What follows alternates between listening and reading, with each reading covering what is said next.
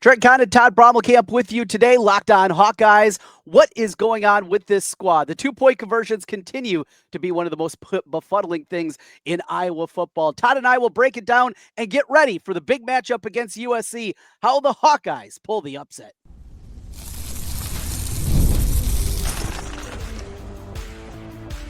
You are Locked On Hawkeyes, your daily podcast on the Iowa Hawkeyes. Part of the Locked On Podcast Network, your team every day.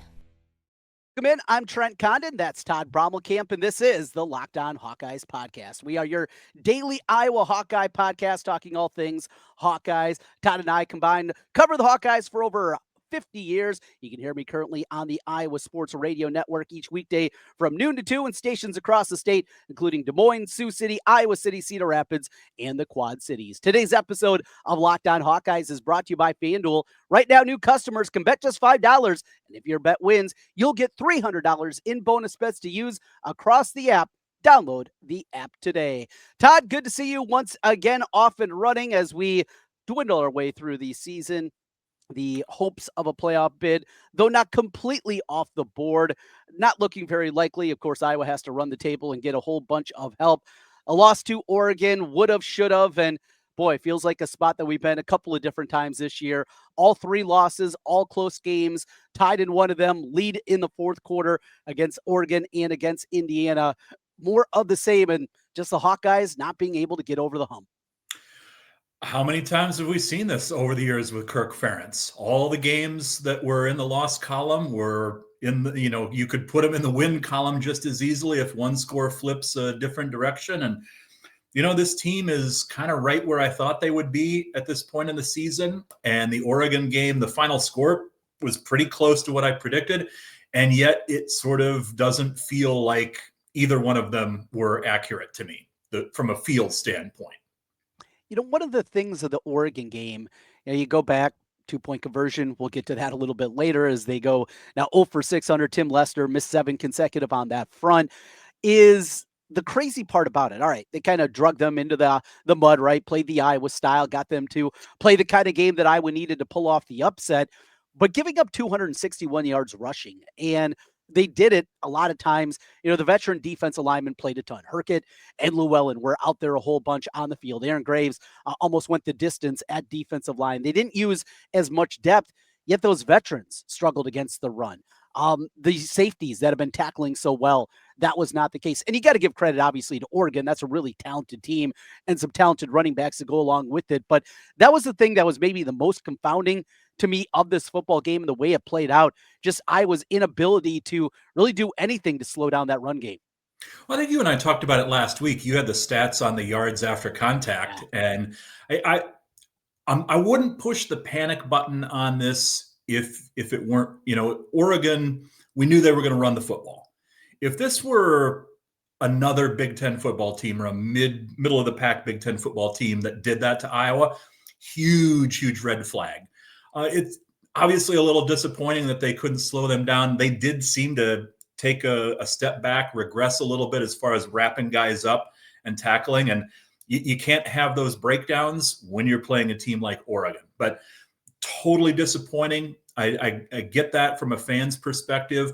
But keeping it in perspective, it's not like Oregon just did this to Iowa. They've been doing this to pretty much everybody they've played this season. And I think the Iowa game was a really good test for them. I know a lot of people thought Iowa was going to be in a position to win that game, and they were for all intents and purposes. But that Oregon team is a very good ground attack team. And you mentioned sort of being dragged down into the mud and playing Iowa's style of football. To me, that's one of the more concerning things over the last couple of years is that other teams have played Iowa's style of football and figured out ways to beat Kirk Ferentz. Matt Campbell is a great example of, taking what Iowa's strengths are and flipping it around on them. So whether Oregon falls into that category or not, I guess remains to be seen. But that to me is the most concerning thing here is that Iowa's getting beaten playing Iowa football. One thing that people talk about, the 12 consecutive losses now to ranked opponents. And to me, it's a little bit hollow because there were, for such a long time, they were getting blown out in those games, right? Yeah. And you go back to 22, 23, they were getting not even close, not competitive. And obviously that's a whole lot different now. I just don't think you can put them kind of into the same equation. But one of the concerns I had when Iowa was getting blown out and losing all those ranked games is not just the getting blown out, but what you said there, Todd, is I think teams started to realize, and I think they still understand, with Iowa's lack of a passing game, with Iowa's inability, we don't have to take chances. I mean, you look at the downturn in forced turnovers here these last 3 seasons for Iowa football. That is something that is completely different. Phil Parker's still the same guy, right? He's still an absolute wizard on the defensive side. What we see, and I think the reason for that is teams have finally started to realize we don't have to take chances. We don't have to do crazy things. We don't have to take shots down the field very often because we know that the Iowa offense is not going to be able to answer. So I guess maybe to unlock things, and as we look forward, not just to Saturday against USC, but going forward with this program, is that next step of the evolution and getting back to, yes, the offense is better, and not just because you want a better offense and a better passing game, but also to get teams to go back into play the style of football that leads to Iowa being able to force those turnovers. Yeah, I didn't want to interrupt you there, but it's a great point that you made about if you go back and look at Iowa's defense and how many opportunistic turnovers they generate when teams do take shots downfield and boom, there's a defensive back with a pick. If you don't take those chances, Iowa can't capitalize on those mistakes. And once you take those interceptions and the flipping the field position around off the table, kind of neutralizes what Iowa does. So the less aggressive an opponent gets, the more it hurts Iowa defensively, I think. And as you said, teams have figured out, don't take chances against Iowa, because when you do take chances, they can hurt you. So by playing a little bit more conservatively, keeping the ball on the ground, not turning the ball over, that certainly has not helped Iowa this year. Final thing as we take a peek back to Oregon, we'll get ready for the USC matchup on Saturday, is what we found out on Tuesday. Mark Gronowski sitting around talking, doing the standard thing. You've been a part of those scrums many times, Todd, throughout the years. And then it comes up 2-point conversions. Iowa loses by 2 points. Iowa had a 2-point conversion attempt that, at minimum, a field goal would have tied you and sent the game into overtime. And Mark Gronowski says that they don't practice 2-point conversions. I had to read it again and then read it a third time. And I've read the quote a dozen times at this point. Yeah. In today's day and age, where we know the overtime rules and the way that it is, Iowa, something that they've been terrible at, 6 consecutive misses under Lester, 7 consecutive overall, 4 of their last 21 under Kirk Ferentz. I can't wrap my mind around it. Todd, any explanation at all? No, unless there's something getting lost in translation. But in this era, especially in this current era, where analytics have played such a huge role, and Tim Lester had his fair share of that as an analyst in Green Bay. I mean, we've talked about his role as an analyst and how that was going to change things for Iowa.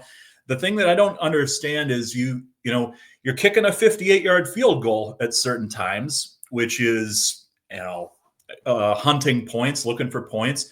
Those 2-point conversions are a big deal in this era of football. And to say that you're not practicing them, it's not like you can just take your red zone package and boil it down to when you're on the 2-yard line there. I think you probably should be practicing at least a couple looks there. So I'm going to chalk that up to hopefully something got lost in translation. But that was a very, very disconcerting thing to hear from the quarterback of a Big Ten football team. Yeah, one that is difficult to wrap your mind around. Had a great play that scored the touchdown. And not just that they've missed 6 straight under Lester, they've gone shotgun every time. They've thrown the football every time. An RPO look, different kind of things. It just, we'll just run some crossing routes and hope. And the Iowa offense, the way they're built, doesn't make a whole lot of sense. You are a running football team. You have a quarterback who is mobile, and you're 2 yards away from picking up the 2 points. And that's the thing that I think the fans have every right to be frustrated about, is all the pass attempts that haven't worked. You've got a quarterback that can move. How many rushing touchdowns does he have this year? They got to figure something out there for those 2-point conversions, or they're going to continue to come back and be bit in the rear end in these close games. They're going to be chasing points this weekend. High-powered USC. They go on the road. We'll talk about the matchup against the Trojans. What's it going to take for Iowa to pull the upset and to cure the curse that is the West Coast and Kirk Ferentz in the regular season. We'll do that as we continue Locked On Hawkeyes.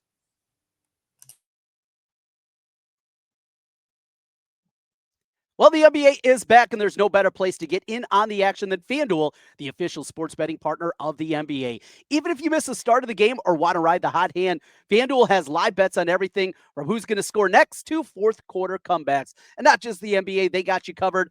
Iowa, Xavier coming up Friday night in college basketball. They'll have you covered there. And, of course, Iowa, USC on the football field where the Hawkeyes are currently a 6.5-point favorite, and you can get a little bit better than 2-1 on the money line if you think the Hawkeyes are going to pull the upset. Right now, FanDuel is giving new customers $300 in bonus bets when your first $5 bet wins. That's right, $300 in bonus bets for new customers when your first $5 bet wins. Head to FanDuel.com to sign up and play your game with FanDuel, the official sports betting partner of the NBA.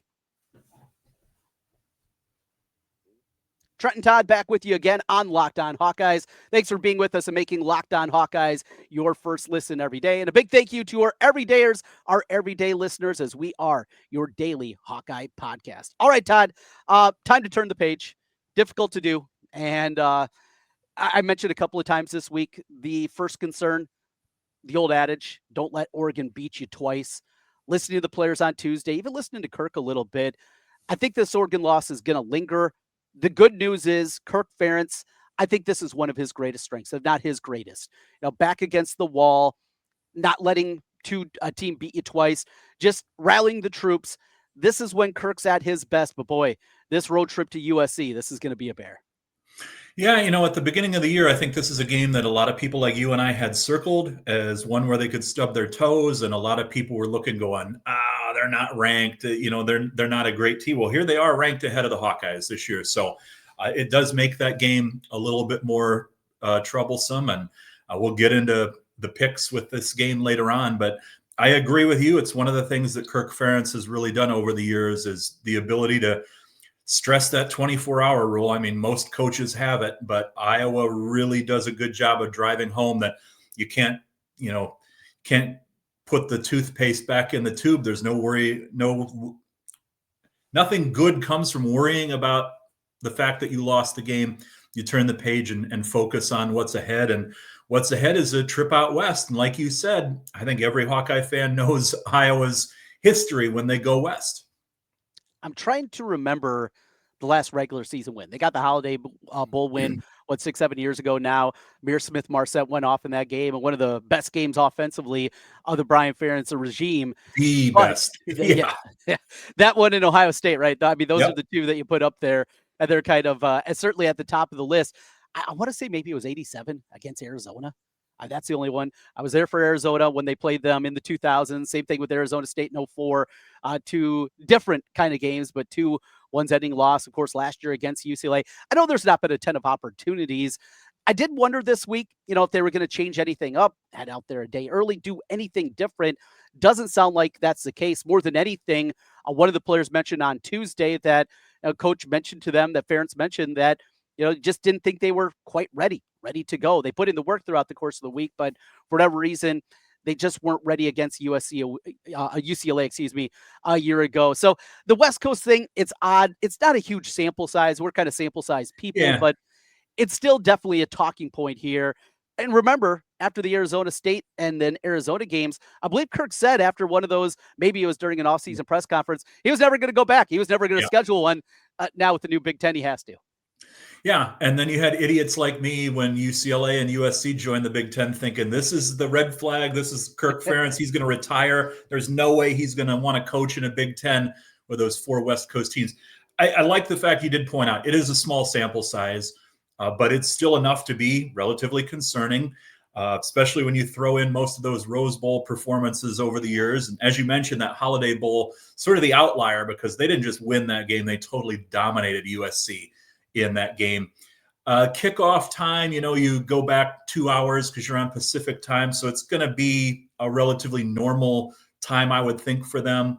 That Rose Bowl trip, I was under the weather for that Rose Bowl trip, but the 2-hour difference does affect your body clock a little bit, and hopefully it doesn't affect Iowa all that much here. But it's a storyline, especially for those in the media, and it's one that Iowa would really like to not have looming every time that it goes west of the Rockies. But in order to keep people like us from talking about it, they got to win on Saturday.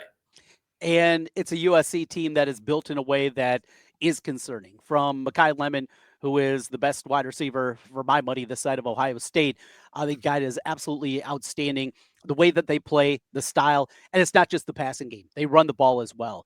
I've mentioned a couple of times this week, every day, you might be sick of me. The game that sticks out, though, to me is what they did against Michigan. Michigan, built like Iowa, wants to play physical, wants to play bully ball. And USC out-physicaled them. I mean, they stood up to the bully, and they punched them right back in the mouth. They average over 200 yards rushing per game, and they've done that with a myriad of different running backs, as they've had a little bit of an airbag themselves out there this season. They're down to a walk-on right now who's been tremendous this season. So it's not just a West Coast trip. It's the team. It's the way that they're built. And then you throw in the fact that we might have a monsoon here. That might be another angle. But just this USC team, that's another part about this. The way that they play doesn't feel like it's a great matchup for Iowa. No, and without being inside the football complex, this is just speculation on my part, but I'm guessing that Michigan video has been sliced, diced, and viewed in every way possible because, like you said, they are very stylistically similar to Iowa in the way that they play football, and whatever Michigan tried to do against USC obviously didn't work. So Iowa's going to be looking for any clues that it can take away from that game to avoid making the same mistakes the Wolverines did. So, yes, you want to run the football. USC's decent against the run this year, and you think you're going to have some success, not just in terms of yardage, but you want to see, averaging Moulton at 5.5, 6 yards a carry. You want to have one of those big performances. Is this the breakout game for Kamari Moulton? I think that's what a lot of people are hoping for. Rip off that big one. He's been so close so many times throughout the course of the year. I think you're going to get that. But also, does this have to be a game where Gronowski's going to have to do even more? Yeah, he outpassed Dante Moore in the game. Is this going to be a game? Now, depending on the weather conditions, but let's just say it's fine. It's rainy, it's wet, whatever. But is this a game where we have to see Gronowski hit another big play? Throw for 160 plus yards, maybe up to 200 yards, something that hasn't happened in a long time now for an Iowa quarterback. Does it feel like if I was going to pull off this upset, they're going to need even more out of the passing game? I agree with you. I think a big play in the passing game, I got criticized doing a post-game show after the Oregon game for saying that I thought Gronowski did well numbers-wise because I wasn't expecting them to have to throw the ball as much as they did. And I think, if he had 150 yards on Saturday, but one of them was a 60-yard play that went for a big gain, I would chalk that up as probably putting Iowa in a position to be successful. And the same goes for the running game. If Moulton can, or one of the other running backs can break off a big gain and pick up a huge chunk of yards, or maybe take it all the way to the house, that's the type of game, type of thing that can flip a game like the one the Hawks are staring at on Saturday. Looking at the numbers, now these are not available in the state of Iowa, but over at FanDuel, the over-under for Mark Gronowski passing yards, 140.5. I think it's going to have to go north of that unless the weather is a big factor. So sat in the rain and the cold and enjoyed every single second of it, well, until the last 3 seconds of the game at Kinnick Stadium. Unfortunately, not going to be able to make the trip. I got a bunch of buddies that are heading out there. I got semifinal duty for the Class 5A semifinals on radio Friday night, and would have been a quick turnaround to get to LA by Saturday morning. However, I'll be watching, you'll be watching, and the rain matchup, I think, in a way, yeah, it can help, slow them down just a little bit.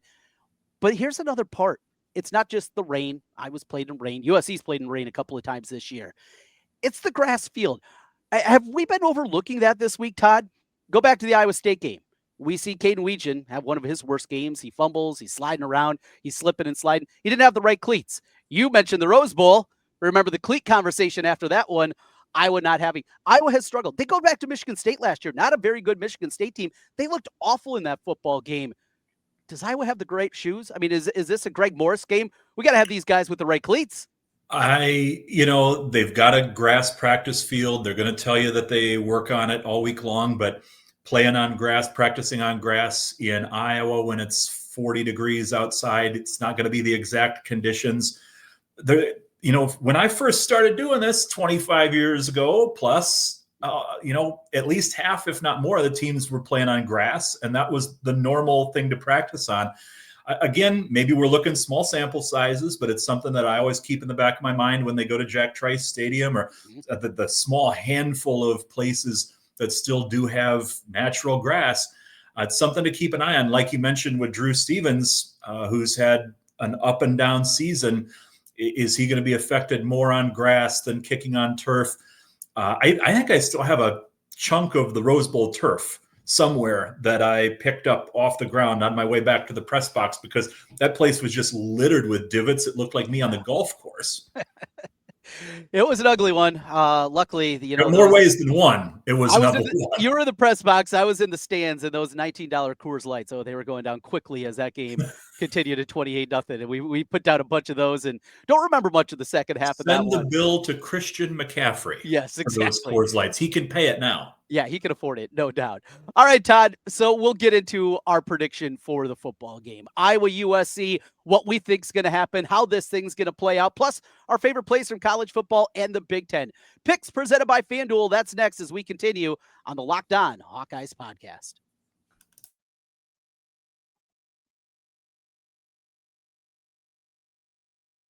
Back with you one final time. Locked On Hawkeyes, Trent, Condon, Todd Brommelkamp. As we break things down, Iowa USC coming up 2:30 kickoff on this one. The Hawkeyes a 6.5-point underdog currently at FanDuel. Odds subject to change. Mentioned some of those props not available in the state of Iowa. Mentioned Gronowski passing at 140. A couple others for you, just to put in the back of your mind for you, Todd. I know you'll get a kick out of this. Anytime touchdown score, Gronowski minus 161. Even at that price, you're laying some juice on that one. That's taken some big action already. A couple others, a rushing total. Kamari Moulton, 74.5. I got my eye on that one. Gronowski at 29.5. And the receiving yards, this one cracks me up every single time. Iowa's leading receiver in the prop market is Jacob Gill at 20.5. Those are some props for FanDuel that you have coming up this weekend if you're outside of the state of Iowa. Iowa, 6.5. I said, you mentioned this a little bit earlier, Todd, this was a game I had in the L column before the season. I said this was their most difficult game. And I know, yes, they played Penn State. It was a preseason top 3 team. Some people's number 1. Oregon, obviously coming to town. Because of, though, the road environment, the way that USC is built, I had this one as the most difficult game on the Iowa schedule. And I still think it ends in an L. I have USC winning this one 27-16. Iowa just not able to generate enough offense to keep up. That rain, the grass, those things that we talked about earlier concern me. So I got USC with the win and the cover. Yeah, I'm going 26-13 on this one. I've seen some other books that even have it at 7 now. So 6.5 at FanDuel is probably one of your best numbers on this game. But I agree with you. There's a question mark about the weather. The track record going west, everybody's going to come up with a way to justify no matter what side of this game that they're on. But stylistically, bad matchup for the Hawkeyes. And this is either going to go down as one of the greatest coaching performances by Kirk Ferentz, where they are able to turn the page on Oregon and they go shock everybody and heading west and winning that game, or it's going to play out exactly the way that you and I think it's going to play out. And I know which way I would put my money on at this point. No doubt. Well, in the Big Ten this week, we got a Friday night game again. An intriguing one in a way. Oregon, Minnesota, seeing the Gophers, see if they can keep up offensively against the Ducks. Oregon, of course, played back-to-back now rain games, going back to their home game against Wisconsin. And that one, big number though, 25.5. I guess I would lean Minnesota. Feels like a big number in that one. My favorite bet, I think, though, of the weekend in the Big Ten, I like Michigan State getting north of a touchdown against Penn State. The Nits put so much into that game last week. Looked like maybe that was the dead cat bounce out of them as they continue 0-6. Somebody's going to get a win in the Big Ten in this one as both teams come in with 0-6 records. And Mahalovic, the backup quarterback who has come in because of the Aiden Childs just being terrible this season. I've liked what he saw. He threw for over 300 yards against Minnesota a couple of weeks back here. So, Sparty, that's my best bet in the Big Ten, getting 7.5. I'm not seeing a ton on the Big Ten card. Looking at, you got Indiana as a 28.5-point favorite at home against Wisconsin. Did Wisconsin leave it all on the field in that upset against Washington, or are they going to be able to, move on from that? I'm sure they've got a hangover from that game, one way or another. Are they going to be able to show up in back-to-back weeks? I kind of like over 44.5 there in that game. And depending on the weather, I could see Indiana scoring some points in that one. Still a big fan of what Kurt Cignetti has been doing this year. And then, the over 40.5, I'm looking at Michigan and Northwestern there. Michigan, maybe they stubbed their toe on the road a little bit. I could see that being a low-scoring game. So I'd lean 40.5 under. I'd have to do a little bit more research on that one. And that one's at Wrigley Field. We remember from 2 years ago. Yeah. The conditions are going to be awful. They're going to be terrible. And I could see Michigan, just gutting out a 17-9 win, getting out of there, something ugly like that. That's kind of how I see that one. And I'm with you. I definitely like the under because of the field conditions coupled with playing style of both of those teams. My favorite bet of the week on some of the big national games. I love Texas this week. And I have a ticket from before the year of them to miss the college football playoff. Obviously, a loss here would help out a lot, as that'd be the third loss of the year for the Longhorns. Still, Texas, that offensive line has improved immensely. This is not your big brother's Georgia team. They have their own woes, and Arch feels like he's starting to figure things out a little bit. I'll grab the 6.5 in Athens, and I got the Longhorns as my best bet nationally. There you go. I'll ride with you on that one. No Iowa State game to look at this week. So, yeah, just nothing is standing out to me at this point. And I think last week it serves as a really good reminder that as much as we think we know what's going on, we don't know what's going on, because I was right about the scoring in the Wisconsin-Washington game. I just wasn't right about who was going to wind up winning it. So that's the best part about college football. You'd agree with me on that. Week in and week out, you never truly know what's going to happen. Iowa could go out west and stun everybody except the most diehard Hawkeye fans and win that game this weekend. And that's why we tune in every week. The hope, and let's get a little carnage to go along with it. And maybe there's a path and we can create a little bit more excitement for Iowa football going into the final couple of games of the regular season. He's Todd Brommelkamp. I'm Trent Condon. This is the Locked On Hawkeyes podcast, your daily Iowa Hawkeye podcast. Todd, as always, appreciate the time. We'll talk to you again next week. All right. Looking forward to it.